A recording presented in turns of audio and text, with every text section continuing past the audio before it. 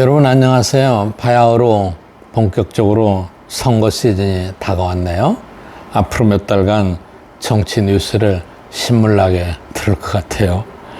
이미 짜증을 내는 분들이 많습니다.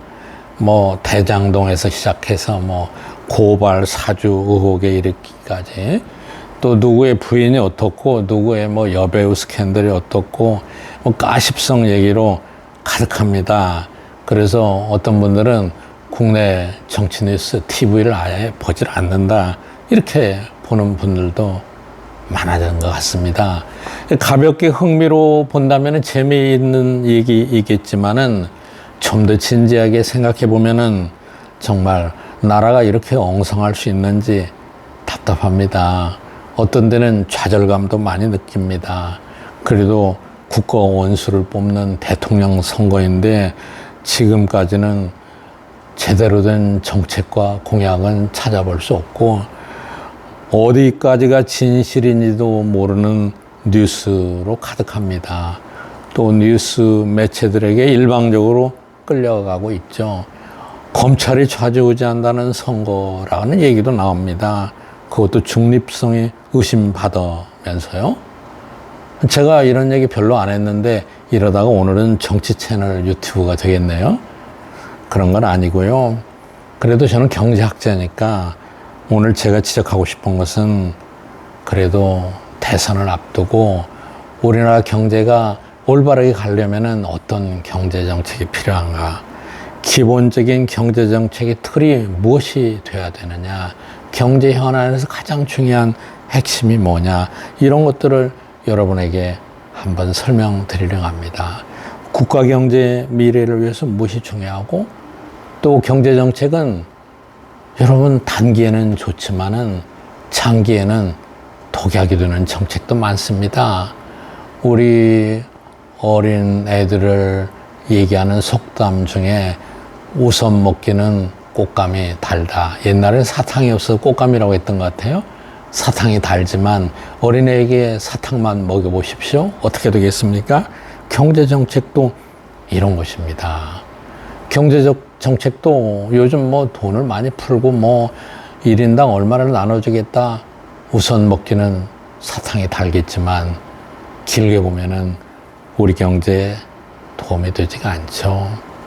자, 그렇다면은 대한민국의 미래를 위해서 어떤 것을 가장 먼저 우선시해야 될 건가? 이런 후보가 없는가? 한번 여러분 생각해 보시죠. 제 생각에는 무엇보다 가장 중요한 것은 앞으로 5년 동안은 우리나라 경제가 활성화될 수 있는 생태계를 복원시키는 일입니다. 경제에 웬 생태계냐고요? 여러분, 생태계가 뭡니까? 너무 어렵게 생각하지 마시고요. 집안에 화초를 기르는 걸 생각해 보시죠. 여러분, 좋은 화분을 화원에서 보고, 저거 예쁘다, 꽃도 예쁘고 이파리도 좋고, 그래서 좋은 화분을 가져왔어요. 그런데 대부분의 경우에 잘 살리지를 못합니다. 왜 그래요?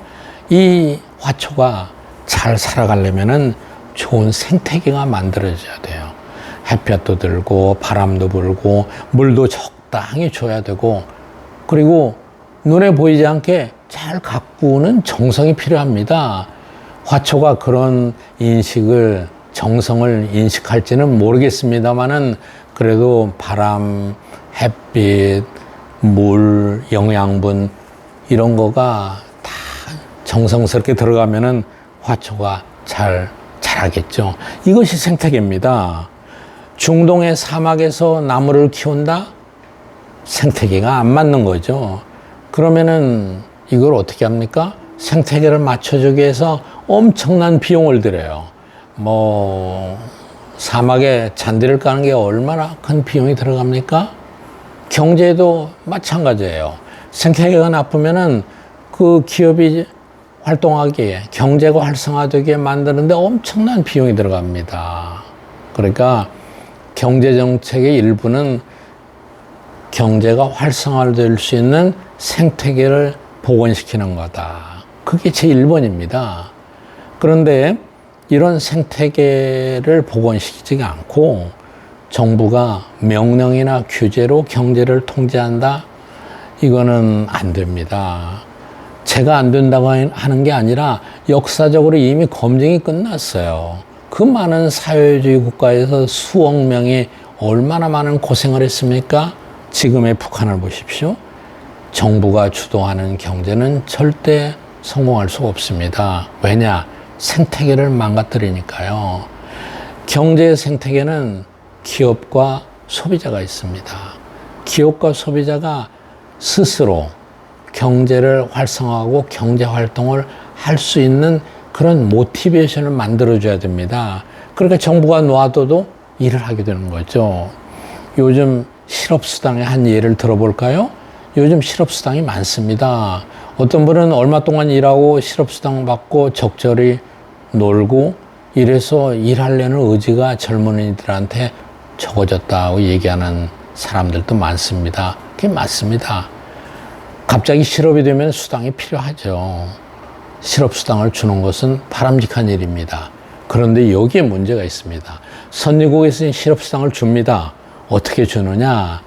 실업수당을 받으려면은 본인이 실업 상태에 있을 때 반드시 직업 교육을 받거나 재훈련을 하거나 새로운 직장을 찾으려는 노력이 명시적으로 나타나야 되는 거예요.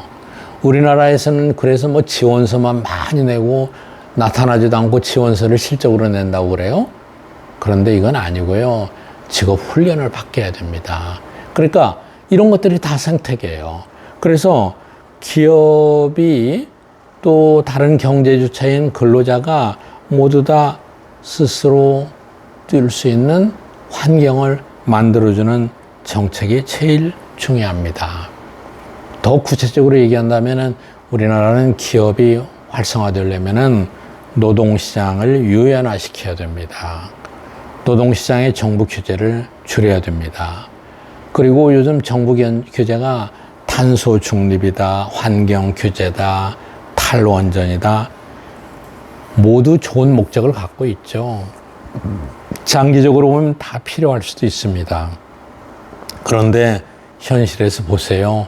이거는 기업은 물론이고 경제 활동의 생태계를 자꾸 훼손시키는 거예요. 자연환경을 파괴하듯이 경제가 살아날 수 있는 환경을 파괴하는 거예요. 여러분, 그 비정규직법도 보세요. 저는 비정규직법이 처음에 도입되고 논의됐을 때 제가 스스로 칼럼에 비정규직법은 비정규직을 양산하게 된다. 실업을 양산하게 된다. 이런 법은 경제 생태계를 파괴한다고 글을 쓴 적이 있었습니다. 근데 지금 올해 지나고 보니까 제 얘기가 그대로 맞았어요. 비정규직법을 줄이자는 법이 어떻게 됐습니까? 지금 역사상 비정규직의 숫자가 최고로 많이 늘어났어요. 그리고 비정규직은 실업을 양산시켜요. 왜냐? 노동의 유연성이 없기 때문이에요. 여러분이 기업인이라고 생각해 보세요. 지금 경기가 좋아서 100명을 고용하고 싶어요. 그런데 한 번 고용하면은 어떻게 됩니까? 야, 이거 경기가 나빠져도 해고할 수가 없어요. 그렇기 때문에 100명을 고용하지만은 하고 싶지만은 보수적으로 70명, 80명을 고용합니다. 그 20명의 일자리는 없어지는 거죠. 그러니까 이 노동시장이 유연하지 못하면은 실업이 늘어납니다. 비정규직법도 원래 목적은 비정규직을 보호하자는 것이었지만은 결과는 그렇게 되지 않았습니다. 이거는 이미 국제적인 사례가 다 있어요. 미국은 유럽에 비해서 노동시장이 유연합니다. 유럽은 노동시장이 경직적이에요. 근데 실업은 어느 나라가 많냐? 유럽이 미국보다 몇 배 많습니다. 이건 역사적으로 다 검증되고 경제학계의 정론이 되는 것입니다. 거기다가 노동시장뿐이 아니죠. 각종 세금, 얼마 전에도 말씀드렸습니다만은 증여, 상속, 경제적인 자유를 제한하는 거, 사유재산의 제한을 가하는 거, 이렇게 되면 생태계가 훼손이 돼요. 누가 열심히 일하려고 합니까? 안 하려고 하죠. 요즘 중견기업, 중소기업들에게 물어보세요.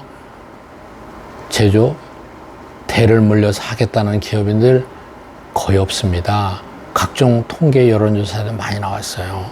이게 다 경제 생태계가 훼손돼서 그래요.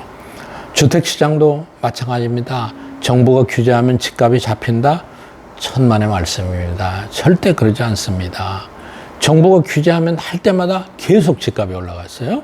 임대차 보호, 공급자 모두 다 그렇습니다. 자, 문제가 복잡할수록 기본으로 돌아가야 됩니다. 시장 친화적인 생태계를 만들어 줘야 됩니다. 경제가 어렵다고 침체됐다고 일시적인 복지, 일시적인 혜택, 기본소득 이런 걸 풀어가지고 해결되느냐고요? 절대 그렇지 않습니다. 장기적으로 이것은 경제를 더 어렵게 만드는 겁니다. 물론 어려운 계층, 기초생계계층 이거는 선별적으로 보호해야 됩니다. 기초생계 수준은 누구나 다 대한민국 국민은 누릴 수 있게 보장이 되어야 됩니다. 일시적인 실업 이거 보호가 돼야 됩니다. 그런데 이거를 제도적으로 정부가 직접 개입해서 보장해 주는 것은 역시 생태계를 훼손하게 됩니다. 여러분 대학도 마찬가지입니다. 입시 경쟁이 치열하고 문제가 있다고 그래서 등록금이 문제가 있다고 그래서 13, 14년 때 등록금을 동결하고 정부가 규제하면은 대학의 문제가 해결됩니까? 전국의 대학이 하향 평준화되고 있죠. 이제는 전문화된 인재를 길러내기가 어렵고 이거는 국가 경쟁력에도 문제가 됩니다. 정부가 규제하고 개입하지 말고 각 개인, 민간이 창의성을 발휘할 수 있게 자율성을 발휘해서 이 창의성이 극대화될 수 있는 생태계를 조성해야 됩니다. 그것은 기본적으로 시장 친화적인 생태계입니다. 요즘 세계 시장을 선도하고 있는 여러분 마이크로소프트, 애플, 페이스북 이게 다 정부 규제로 등장한 기업들이 아닙니다. 여러분 다시 생각해 보십시오. 대선 후보 중에서 시장의 친화적인 경제 생태계를 만들 사람 이런 사람이 필요할 것 같습니다. 여러분 감사합니다.